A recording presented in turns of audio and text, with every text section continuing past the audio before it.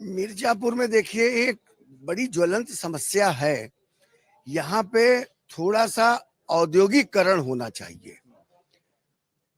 हमें दूसरों के साथ हम दौड़ में पिछड़ रहे हैं। उद्योग है यहाँ पे, लेकिन हम अपने उद्योग को किस तरह से सर्वाइवल की तरफ ले जाएं, ये हमको नहीं पता चल पा रहा है। क्योंकि हमारे पास आज की जो अपडेट्स हैं, आज का जो इंडस्ट्री की रिक्वायरमेंट है, जो इंफ्रास्ट्रक्चर इंडस्ट्री से रिलेटेड है, वो बन तो रहा है, लेकिन सरकारी काम में थोड़ा टाइम लगता है। बनेगा, पूरा विश्वास है बनेगा, लेकिन इसको थोड़ा और जल्दी करना चाहिए। प्लस यहाँ के लोगों के लिए रोजगार किस तरह से सुनिश्चित हो, इसके लिए भी सरकार को ख्याल करना पड़ेगा।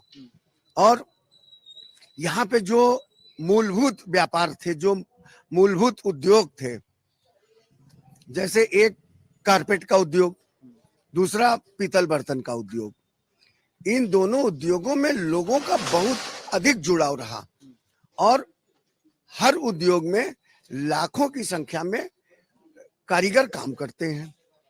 अब ऐसी स्थिति में कारीगरों की स्थिति कैसे अच्छी हो?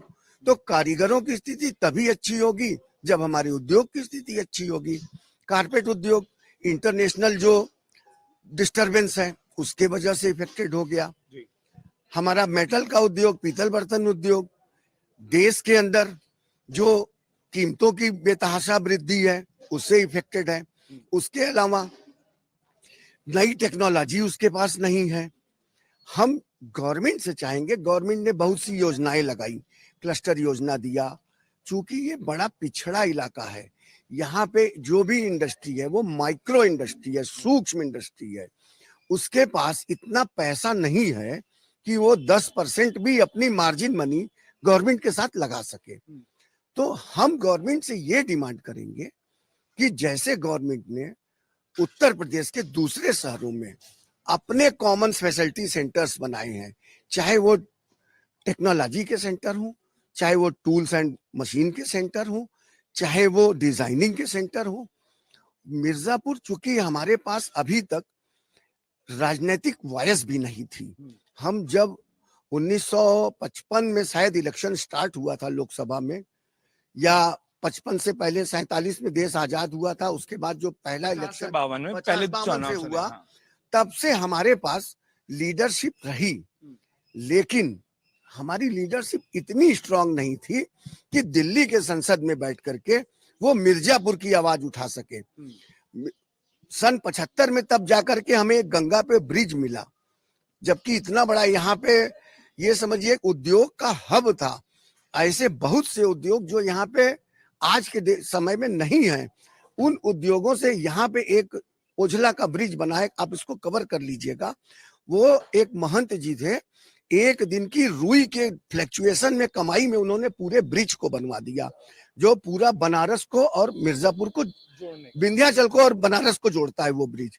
तो एक दिन की कमाई में जब प्राइवेट आदमी इतना कुछ कर सकता है, तो सरकार को भी चाहिए कि अपने कॉमन फैसिलिटी सेंटर बनाए, अपनी टेक्नोलॉजी यहाँ पे लाए और खुद रन करे और लोगों को उसमें नए नए चीजों को बनाने का एक अवसर प्रदान करे।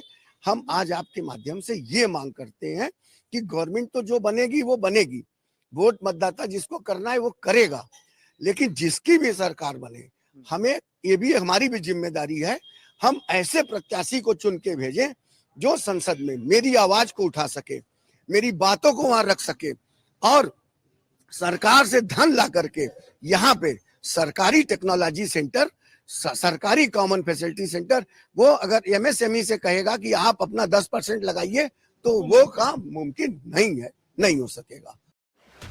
एग्जिट पोल 2024 1 जून शाम 6 बजे से, लोकसभा चुनाव के नतीजे 4 जून सुबह 7 बजे से। देखिए चुनाव नतीजों से जुड़ी हर खबर सबसे पहले, सबसे सटीक, केवल अमर उजाला पर, amarujala.com।